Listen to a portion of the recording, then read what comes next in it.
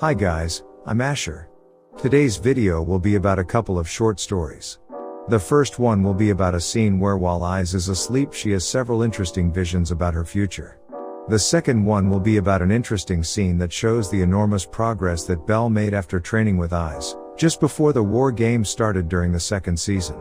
It also shows the feelings and regrets that Hestia had during those dramatic events, and of course her jealousy and her continuous attempts to seduce Belle. By the way, as a precaution, I have created a secondary channel, so please subscribe to that channel as well. Also, if you like my videos and want to help the channel, you can do it on Patreon or by becoming a member here on YouTube. The links will be in the description. But well, without anything else to say, let's get started.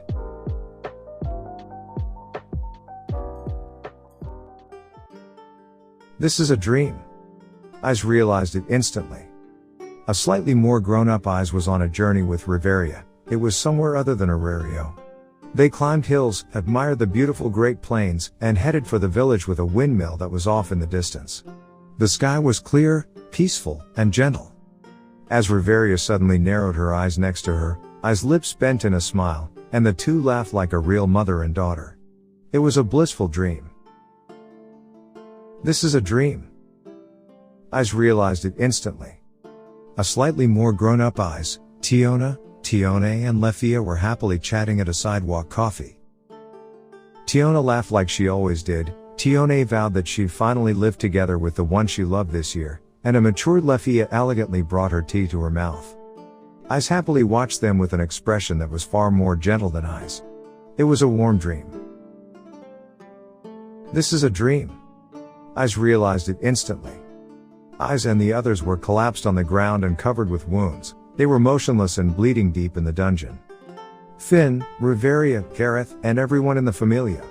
They'd succumbed to the dark dungeon that was oozing with ill will, used up their strength, and were annihilated. Eyes' closed eyelids never opened again. It was a sad dream. This is a dream. Eyes realized it instantly. After all, it was impossible. Growing up just as beautiful as her mother, Eyes had become a queen. It was a spirit village with an intense spring, located deep within a remote forest.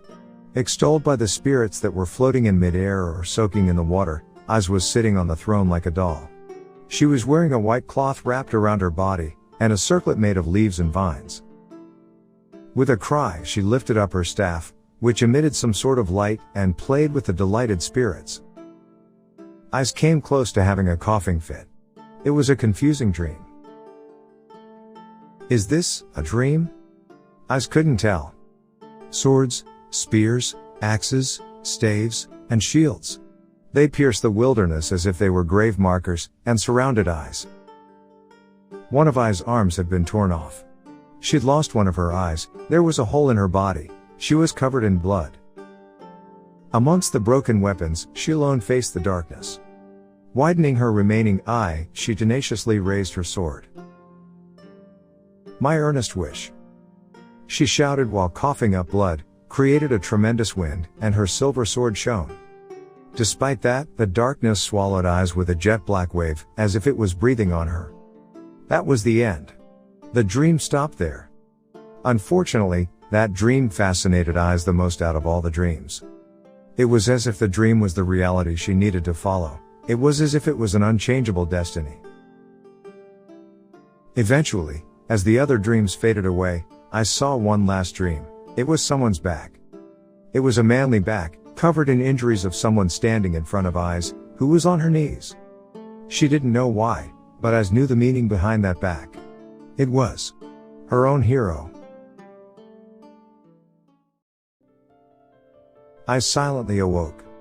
Sunlight streamed through the gaps in the white curtains. She could hear the sounds of birds chirping. It was morning. A dream?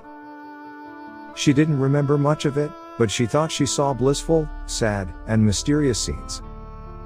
5 years, 10 years, or maybe even 20 years later. She wondered what the future would have in store for her. Getting up from her bed, Eyes drew desperate, stood like a knight, and closed her eyes. Eventually, she got dressed in her usual outfit, opened the door, and began progressing towards the future again.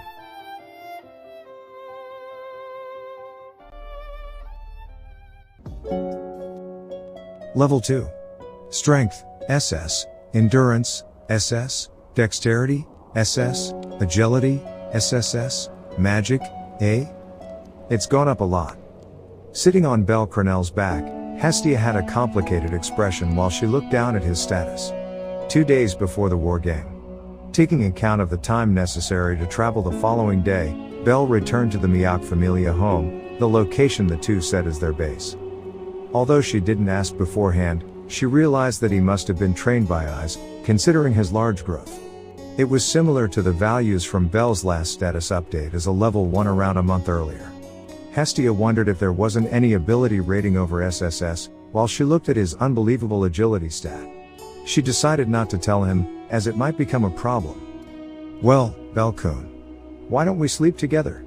Just the two of us." "Yes. Wait, what? This is the only bed remaining." It was a bald-faced lie. It was a scheme out of jealousy toward the rich days Bel must have spent with Eyes. Bel declared that he would sleep on the floor, but was convinced into sleeping on the bed after Hestia pointed out that being fatigued wouldn't help. The two experienced no interruptions, likely because Miak and the others were sensible. In a room without a light, the two laid together on the narrow bed. "Bel-kun, do you hate me?" The excitement and nervousness lasted only for a short while. Hestia questioned Bel while she faced away. Hestia had been the one that accepted the war game. While she had no intention of losing, it was her that placed all of the responsibility and burdens on Bel and the others. This could potentially be the last night they spend together in Aurario. Bel, who was lying on his back, answered with a no after some consideration. "I want to win against them." Turning to the boy who firmly gazed upward, she gave him a smile once she stopped. "You're becoming much cooler." "What?" After telling him that it was nothing, Hestia brought her face to Bel's shoulder. Her face reddening, she whispered for him to try his best, to which he answered that he would. As they fell asleep, the two of them entwined their fingers, spending the night before the decisive battle together. And well, that was all for today. I hope you liked the video. If you liked it, please leave a thumbs up, share the video and leave your opinion in the comments. I will be reading your opinions. Also join Discord, there we can talk about DanMachi and even other animes. The link is in the video description. Best regards and see you next time.